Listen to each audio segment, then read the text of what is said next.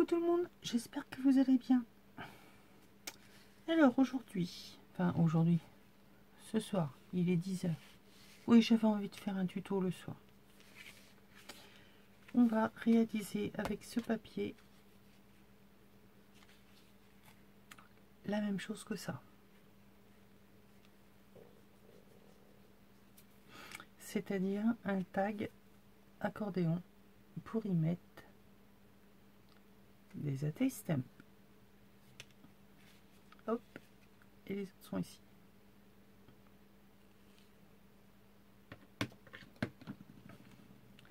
Vous allez voir, c'est tout simple. Après, c'est que de la déco.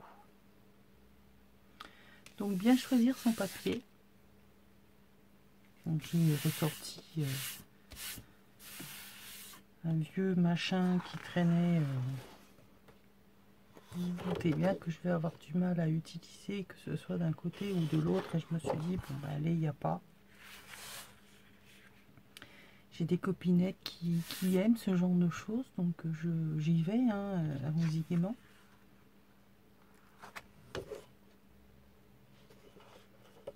Moi, personnellement, ça va faire bientôt 3 ans qu'il me pique les yeux, moi, hein, mais bon, c'est comme ça. Donc, on va faire ceci. Alors, pour commencer, on va déjà prendre notre feuille 30-30, la couper en deux. Oui, pas la plier, la couper. Parce que plier, ça va faire un bourrelet, ça va s'écarter, ça va s'abîmer, ça va pas. Donc, on va la couper en deux. Et on va la coller. Alors, si vous voulez les deux faces avec les cactus, ben vous la collez comme ça. Si vous voulez un côté et l'autre, ben, collez en sorte. Donc je vous laisse découper et puis voilà. Hein, allez, à tout de suite. Bon, donc en fait, vous allez prendre votre gesso. Et puis, ben, on va en tartiner un peu partout. Hein. Ah mince, je me suis trompée de tuto. Non. Ah oui, j'avais dit que j'allais le couper en deux et puis le... Oh, qu'est-ce que j'ai fait? Ah, vous y avez cru, hein, que j'allais travailler des cactus. Non, non, Fruit, elle est pas là, mais elle est pas folle encore. Enfin, pas complètement. Quoique... J'aurais voulu être là pour voir votre tête. Quand j'ai commencé à vous expliquer ce qu'on allait faire. Bon, blague à part, il y a certainement des papiers que, comme moi, vous n'arriverez jamais à travailler, que vous ne savez pas quoi en faire, même à faire des enveloppes pour me faire des découpes. Vous me dites non, c'est pas possible, je ne peux pas envoyer ce genre de choses. Donc, eh ben, qu'est-ce que vous allez faire? Eh ben, vous allez les recouvrir de gesso.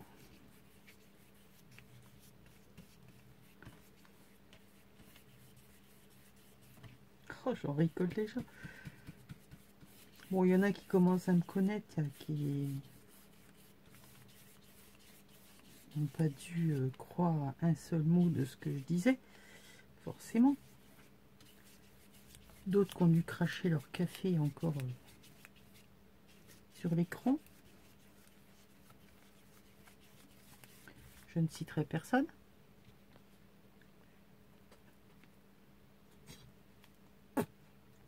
Mais bon, elle se reconnaîtra. Et là, je rigole.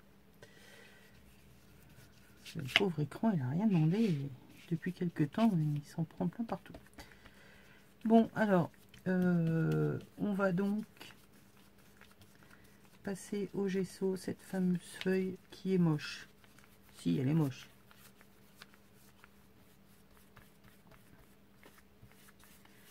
Que ce soit d'un côté ou de l'autre, bon, encore l'autre côté, ça aurait pu éventuellement passer. Mais là, non, ce côté-là, non, c'est juste pas possible aussi. Je veux bien mettre certaines choses, mais là, non.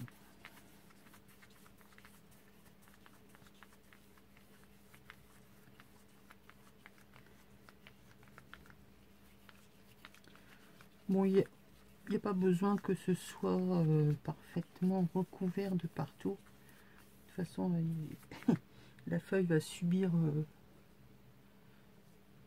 plusieurs... elle va être martyrisée. Je sèche et je reviens.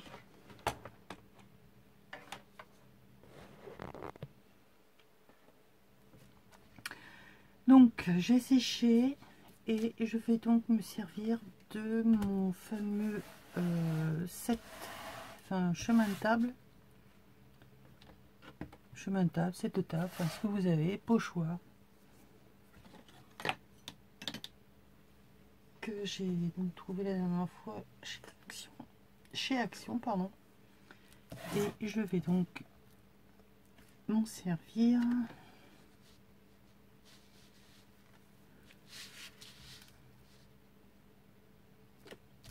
Je vais essayer de mettre les motifs en bas, mais je suis pas sûre de pouvoir. On verra bien ce que ça donnera.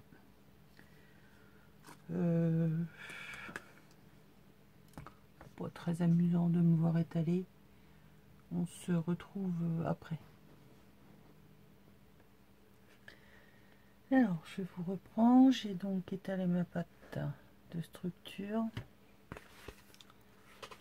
et j'ai séché. Bon, c'est pas tout à fait sec.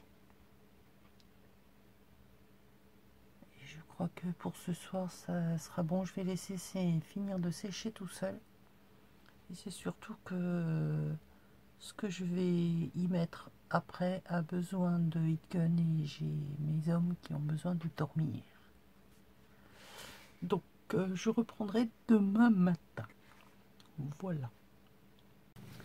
Recoucou tout le monde. Alors, à la lumière du jour, on va peut-être mieux voir ce que j'ai fait. Hein, donc ça, c'est ce que j'ai réussi à avoir sur ma page après l'avoir passé au gesso et avoir mis la pâte de structure. Ça a séché toute la nuit et on en était resté là parce que j'étais fatiguée et je suis allée me faire dormir les yeux. J'ai découpé ma page 30-30 en 4 et j'ai fait des petits tests parce que je pense que beaucoup d'entre vous vont se demander mais qu'est-ce que je vais faire, hein? Je peux pas aller chez Action, j'ai plus rien pour travailler. Mais si. Je vais vous montrer qu'on a tous des trucs qu'on peut utiliser. Alors ceci, ce sont les pastels sèches. Beaucoup d'entre vous les ont. Et on va utiliser, alors celle-là ou une autre, peu importe, ce sont les peintures de nos chérubins.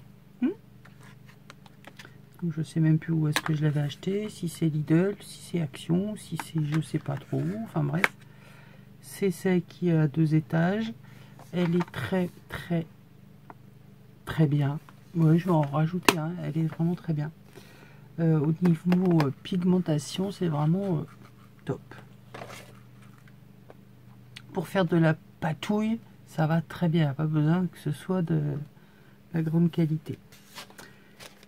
Et on va, alors ici c'est un fond que j'ai fait avec la craie. Et celui-ci, en essayant de reprendre à peu près les mêmes couleurs, mais de toute façon comme ce n'est pas la même pigmentation, ça ne fera jamais la même chose. Et c'est pas ce que je voulais puisque j'ai utilisé pas tout à fait la même quantité de couleurs. Même si c'était du vert, du bleu, enfin bref. Une avec la peinture. Donc voilà. Donc là, j'ai fait du vert, j'ai fait du bleu, j'ai fait un peu de jaune. Là, je vais faire marron, orange et jaune, puisque ce sont les couleurs que je veux qui ressortent pour mon prochain projet.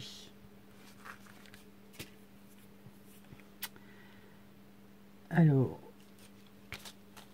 celui-ci, il y avait la bordure avec la craie. Donc, je vais faire l'inverse. Je vais faire comme ça. Hop, voilà. Alors, avec la craie, vous allez voir que c'est hyper compliqué.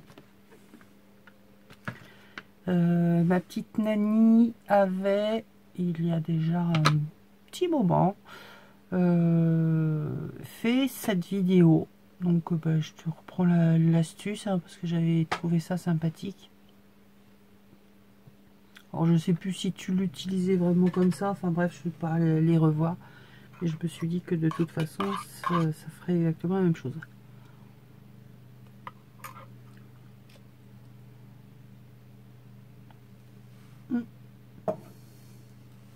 Excusez-moi. Donc en fait, je vous mettrai le lien de la chaîne de Nani Scrap. Et si je retrouve la vidéo dont je parle. Donc là, je dis que je voulais utiliser donc du jaune, de l'orange, du marron. On va dire que ce sont les couleurs que je vais utiliser.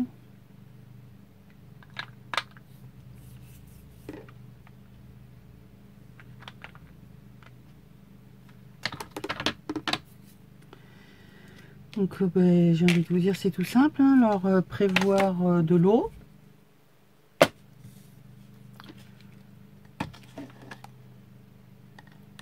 En pchit, c'est plus facile.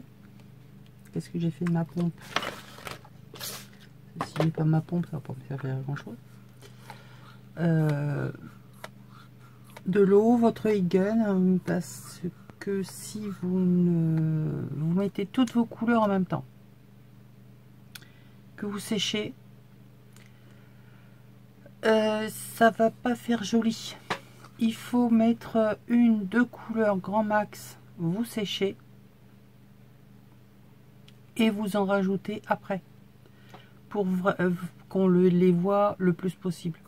Parce que si vous mettez tout d'un seul coup et que vous passez au heat gun, ça va se mélanger et ça va faire une drôle de couleur.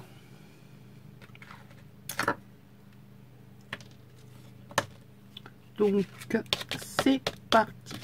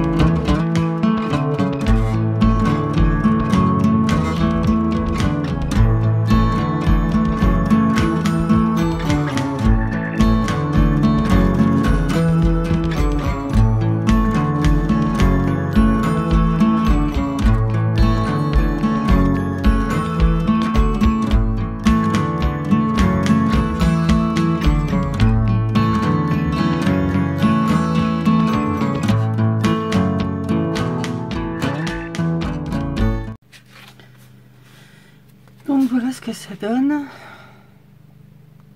C'est pas tout à fait la couleur que je voulais, mais c'est pas grave. J'arriverai à y rapporter ce que je veux par la suite. Mais bon, voilà, mon dégradé, c'est quand même dans le dégradé de ce que je veux. Donc ben, comme là, vous voyez, on va dire que là c'est assez pastel, et vous allez voir que à le faire avec, donc là cette fois je vais essayer de prendre les mêmes couleurs avec la peinture. Vous allez voir que c'est pas vraiment la même chose, ça reste quand même dans les tons. Enfin, tout ça pour vous montrer que voilà, avec du matériel de basse qualité, on va dire, on peut arriver à faire des trucs superbes. Après voilà, faut pas hésiter à mettre de l'eau, à se salir les mains, à pchiter, à recommencer. C'est pas parce que j'avais dit au départ que ce serait que la peinture, vous m'avez vu là, j'ai repris des pastels. J'ai fait un mélange parce que il me manquait une couleur dedans que je n'avais pas là, ou ça n'aurait pas rendu la même chose. Bref, soit dit en passant, ce fond est très très joli aussi.